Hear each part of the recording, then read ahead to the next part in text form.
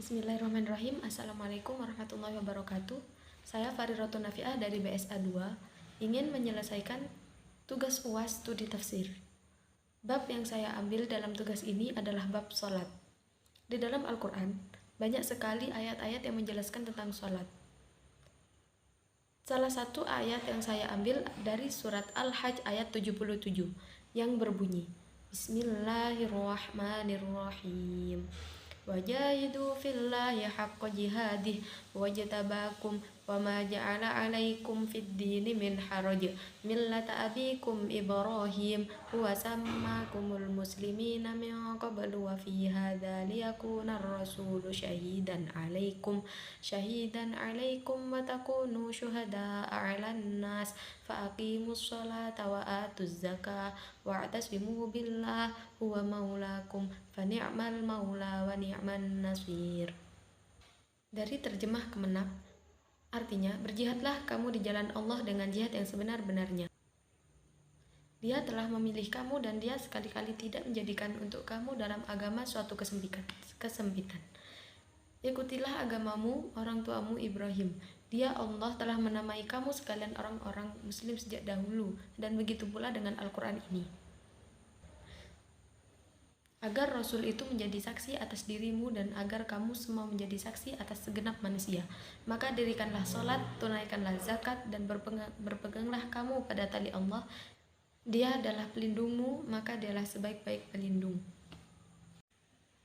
Sholat yang merupakan rukun Islam yang terbesar sesudah membaca 2 kalimat syahadat wajib dilakukan 4 rakaat dalam keadaan di tempat. Tetapi dalam perjalanan diringkas menjadi 2 rakaat.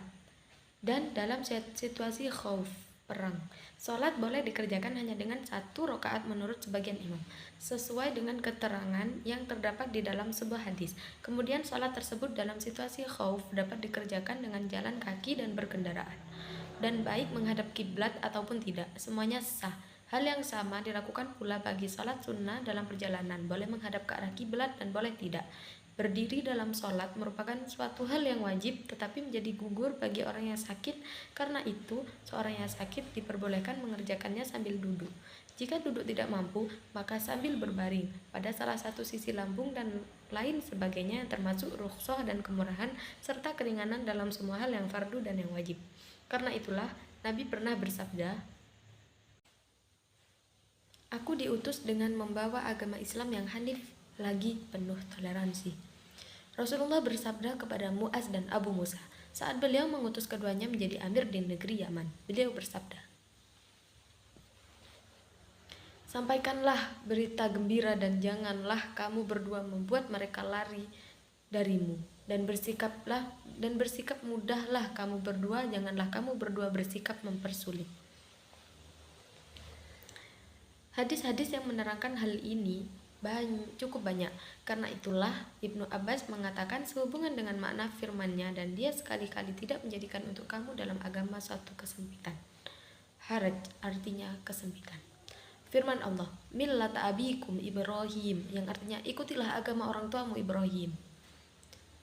Menurut Ibnu Jarir, lafadz millata menjadi keterangan dari firman-Nya. Dan firman Allah, wa ma ja'ala 'alaikum fid dini min haraj. Dia sekali-kali tidak menjadikan untuk kalian dalam agama suatu kesempitan, yakni suatu kesempitan pun, bahkan meluaskannya bagi kalian seperti agama orang tua kalian Ibrahim. Ibnu Jarir selanjutnya mengatakan bahwa dapat pula dikatakan millata dinasabkan karena menyimpan kata ilzamu, yang artinya ikutilah agama orang tuamu Ibrahim. Menurut Ibnu Jarir, pengertian ini sama dengan apa yang disebutkan dalam ayat lain melalui firman-Nya, Qul innani hadani rabbi ila siratim mustaqim dinan qiyaman millata Ibrahim hanifa wa ma kana minal musyrikin, yang artinya sesungguhnya aku telah ditunjuki oleh Tuhanku kepada jalan yang lurus, yaitu agama yang benar, agama Ibrahim yang lurus, dan Ibrahim itu bukanlah termasuk orang-orang musyrik. Adapun firman Allah, wasammakumul muslimina min qablu wa fi hada, dia Allah telah menamai kamu sekalian orang-orang muslim dari dahulu. Imam Abdullah Ibnul Mubarak telah meriwayatkan dari Ibnu Jurayj dari Atha dari Ibnu Abbas sehubungan dengan makna firman-Nya di atas. bahwa yang dimaksud dengan dia adalah Allah.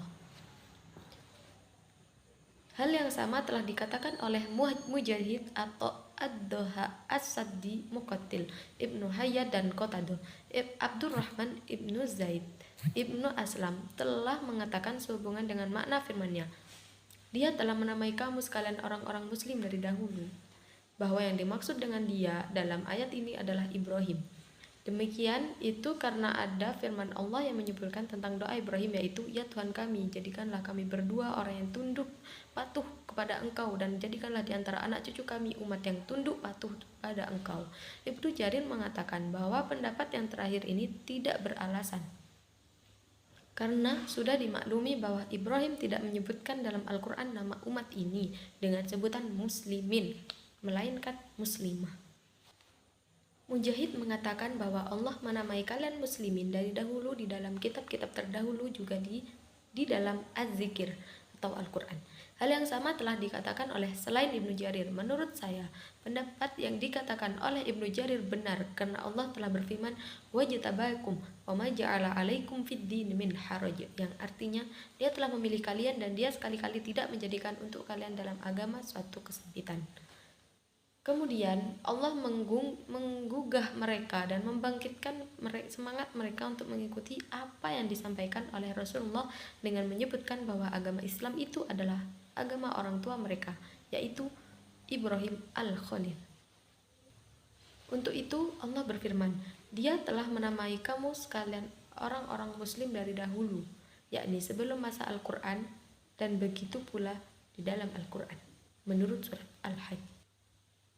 Imam Nasai mengatakan sehubungan dengan tafsir ayat ini bahwa telah menceritakan kepada kami Hisham ibnu Ammar, telah menceritakan kepada kami Muhammad ibnu Syu'aib, telah menceritakan kepada kami Muawiyah ibnu Salam, bahwa saudara lelakinya yaitu Zaid ibnu Salam pernah menceritakan kepadanya suatu berita dari Abu Salam, bahwa Al-Haris Al-Ash'ari pernah menceritakan kepadanya dari Rasulullah yang telah bersabda, barang siapa yang berseru dengan seruan jahiliyah, maka sesungguhnya dia akan menjadi penghuni neraka jahanam.